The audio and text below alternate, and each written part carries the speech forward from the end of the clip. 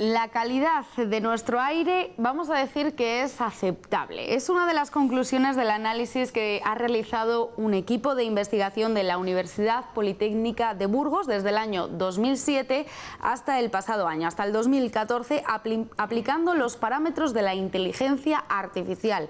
Ahora nos van a contar en qué es, además, la inteligencia artificial. Estamos aquí con tres de los investigadores de la Universidad de Burgos que han estado, bueno, pues detrás, ¿no?, de estas conclusiones, de este análisis. Ellos son Ángel Arroyo, muy buenas noches, Verónica Tricio, buenas noches, y Álvaro Herrero, muy buenas noches. Bueno, os habéis centrado en el estudio, ¿no?, en la contaminación, en el aire que hay en Burgos también y en Salamanca, ¿no? Explicadnos un poquito. Bueno, pues esto es, hemos hecho dentro del grupo de investigación pues bastantes estudios referentes a la contaminación del aire y también a la meteorología. Y luego incluso algunos estudios que mezclan un poco la contaminación del aire con la meteorología para ver cómo influye una cosa en la otra, ¿no? Este estudio en concreto, que bueno, hemos hecho estudios locales de Burgos, estudios mucho en la Comunidad de Madrid también, nacionales y luego también internacionales. En la República Checa, por ejemplo. En este estudio, que se ha presentado en un congreso esta misma semana, el Congreso en Eurocon 2015, es un estudio a nivel autonómico en el que hemos analizado los datos provenientes de cuatro estaciones de medida. Estas cuatro estaciones. ¿De aquí de Burgos? No, son dos estaciones, sí, dos estaciones de la provincia de Salamanca y dos estaciones de la provincia de Burgos. En ambos casos, una de las estaciones está orientada al control de parámetros que pueden, o de control de variables que pueden influir en la salud humana, y la otra estación al control de parámetros que influyen en los niveles de ozono. Entonces, en el caso de Burgos, la estación de Fuentes Blancas, los datos de la estación de Fuentes Blancas, están orientados a lo que es el control del ozono, de los niveles de ozono, y los datos de la otra estación que hemos cogido, que es en Gamonal, Nuestra Señora de Fátima, a la salud humana. En Salamanca, algo muy similar, una calle de Salamanca orientado a vigilar, ¿no?, niveles que pueden afectar a la salud humana, y en un pueblo al tema del ozono. ¿Os habéis llevado sorpresas? Yo creo que nos hemos llevado sorpresas quizás hasta positivas. A ver, el objetivo del estudio no es solamente ver si está ocurriendo algo raro, ¿no? Eso tampoco es el estudio. El objetivo del estudio principalmente es verificar que nuestras técnicas y herramientas de inteligencia artificial sirven para visualizar esos datos en dos dimensiones y poder hacer un análisis de la información. Hemos verificado que las técnicas de inteligencia artificial han funcionado perfectamente en este caso de estudio, y desde un punto de vista de contaminación hemos podido ver cómo los datos son bastante consistentes, son bastante coherentes, en el sentido de que las dos estaciones que vigilan la contaminación del aire, vigilando un poco los temas de la salud, es decir, en el centro, en Burgos y en Salamanca, ofrecen niveles de contaminación similares y a su vez diferentes de las estaciones que están situadas fuera de la ciudad. Las que están situadas fuera de la ciudad ofrecen unos niveles menores y a su vez similares entre sí.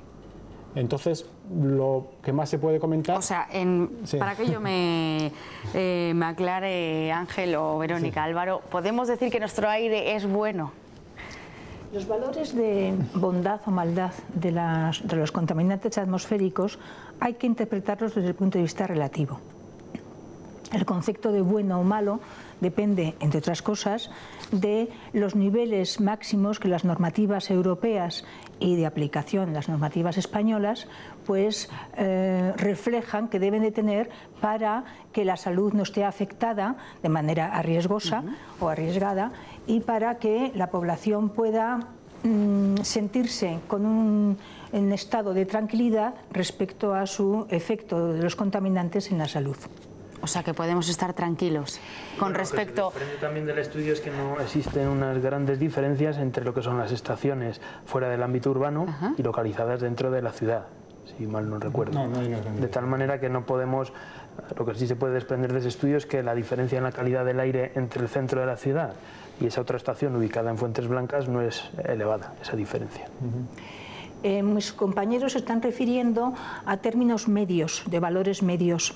Si pormenorizamos después y hacemos una especie de zoom sobre el estado de los niveles de los contaminantes en los distintos momentos y temporas y tiempos de las estaciones climatológicas y meteorológicas, pues entonces ya salen algunas sorpresas, que no quiere decir esas sorpresas que a lo largo del tiempo no se hayan ya reconocido y obtenido en otros momentos.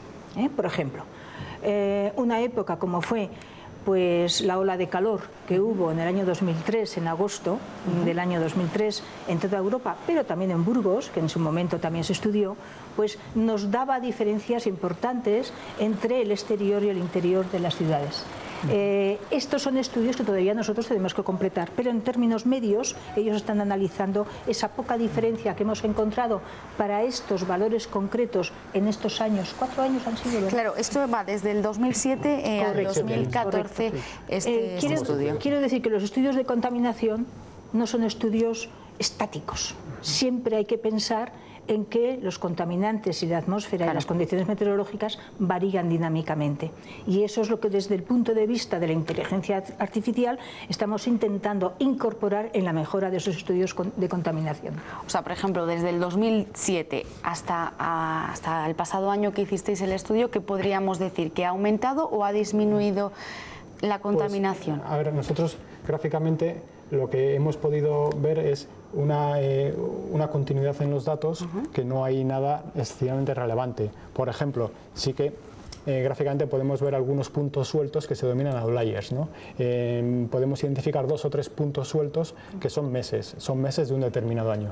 Por ejemplo, sí que hemos identificado en el año 2009 pues un punto justamente en Fuentes Blancas, un punto de contaminación un poco más alto, pero respecto al resto de puntos, no un punto que tenga un valor disparado. Quiero decir que si el resto son muy bajos, a poco que tenga un valor más alto, se produce una gran diferenciación. Por ejemplo, en el año 2009. Sin embargo, acorde a la Directiva Europea de 2005, ese valor sí que pudo superar el máximo permitido durante el día, media diaria, pero no supera en ningún caso el máximo permitido durante 1 hora. O sea que tampoco es preocupante. Además, que nosotros examinamos diversos parámetros de contaminación, NO, NO2, PM10, PM2,5, etcétera, ¿no? Y entonces, básicamente, lo que se está disparando es uno de esos valores. Entonces, hay un valor que es alto, pero el resto quizás no lo son. Entonces, no se puede hablar de contaminación en general, ¿no? Sino es este valor en este momento, ¿no? Además, habéis comentado que, por ejemplo, los datos de Burgos con los de Salamanca han sido muy similares, ¿no? Entonces, podríamos decir que en Castilla y León, ¿no? En general, no, es aceptable la contaminación, por lo digo porque uno está en un punto y otro. Extrapolar, Verónica. No se puede. O sea, en este tipo de valores experimentales, que son datos recogidos de las estaciones que tiene la propia región de Castilla y León sobre estaciones de medida de contaminantes y meteorológicas, pues no es posible extrapolar, porque cada ambiente cercano al lugar donde está la estación de recogida de datos, pues influye sobre esos valores de los contaminantes. Y el hecho de que la contaminación sea buena o mala es un término excesivamente ambiguo, porque la contaminación depende de los contaminantes. No todos los contaminantes influyen de la misma manera, ni tienen la misma importancia ni el mismo peso en el ambiente atmosférico. Hemos explicado, bueno, habéis dicho antes que todos estos estudios lo habéis realizado a través de la inteligencia artificial. Vamos a explicar qué es la inteligencia artificial. Bueno, pues sí, en concreto lo que se ha aplicado en este trabajo son redes neuronales artificiales. En otros trabajos también relacionados con la tesis de Ángel se han aplicado técnicas de agrupamiento.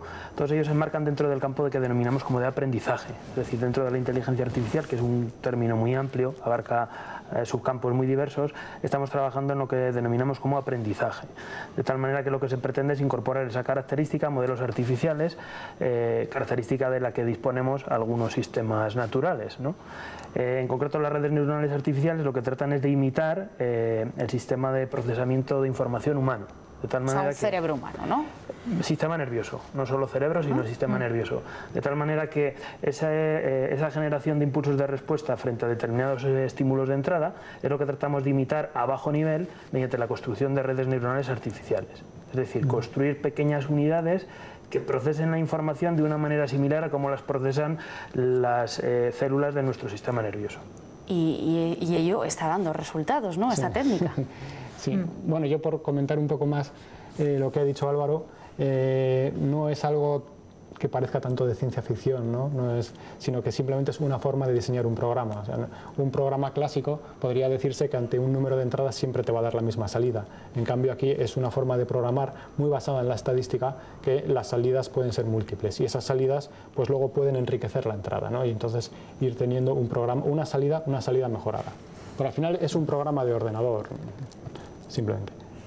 Has comentado, Ángel, que también se han hecho este tipo de estudios en otras ciudades, ¿no? de España. Comparado, por ejemplo, con otras, has comentado, por ejemplo, Madrid. No sé si la calidad del aire es más buena a la nuestra. Bien, bueno, pues en Madrid sí que hemos hecho ahí algunos estudios normalmente con estaciones de medida en 3 zonas, ¿no? Una zona que es el centro de Madrid, y luego una zona que es lo que se denomina de protección de la vegetación, donde los niveles tienen que ser mucho más bajos, y luego lo que podría ser un pueblo, ¿no? Bueno, entonces, claro, lógicamente, en Madrid pues sí que hay unos valores más altos que de contaminación de Burgos. Yo creo que hay mucha más contaminación, sí, ¿no? Pero tampoco hemos hecho una comparación con lo de Burgos, ¿no? Sino que es un estudio independiente y hemos visto cómo también en Madrid hay una clara diferenciación entre el centro, la zona urbana y lo que es la zona de protección de la vegetación. Entonces, las comunidades autónomas lo que hacen es establecer una serie de zonas, ¿no? Entonces dicen, esto es un pueblo, esto es una zona industrial, que la hemos trabajado internacionalmente, la zona industrial, y esto es una zona urbana. Entonces, ¿de qué se trata? De que haya diferentes niveles de contaminación en cada una de las zonas y a su vez sean correctos. En Madrid había diferentes niveles de contaminación entre cada zona y bueno, pues sí que pudo haber valores más altos. Pero vamos, eso es. Quizás te pueda servir un poco, o es más ilustrativo, con estas técnicas que nosotros utilizamos, como decía Ángel, se han utilizado a otras tareas como pueden ser las predictivas, de tal manera que lo que tratan es de decirnos, predecir, pues por ejemplo, en aspectos de contaminación o meteorológicos, cuál puede ser una determinada temperatura o un índice de un cierto indicador de contaminación. Sin embargo, lo que nosotros hemos hecho es aplicar otras técnicas que llevan a cabo una tarea un poco distinta. No es tanto el generarnos un posible valor de salida, sino lo que es visualizar un conjunto de datos. De tal manera que nos permite un análisis mucho más intuitivo, visual, de lo que son los datos, de tal manera que podemos determinar, por ejemplo, para una determinada medida diaria o mensual, cuál es el posicionamiento relativo, por así decirlo, de ese punto respecto a todos los demás. Es decir, que de una manera simple, sin tener conocimientos avanzados de lo que son los datos que estamos manejando, se puede determinar esa ubicación de nuevos datos. Pues Ángel, Verónica, Álvaro, muchísimas gracias, de verdad.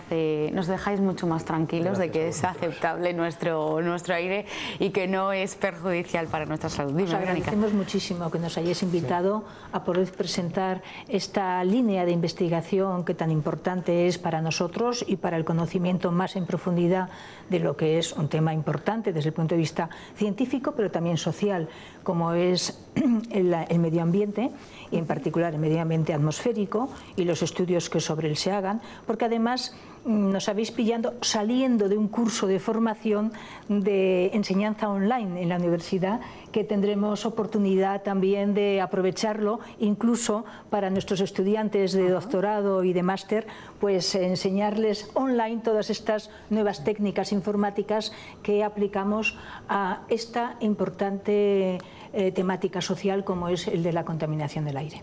Pues gracias de verdad por haberos acercado.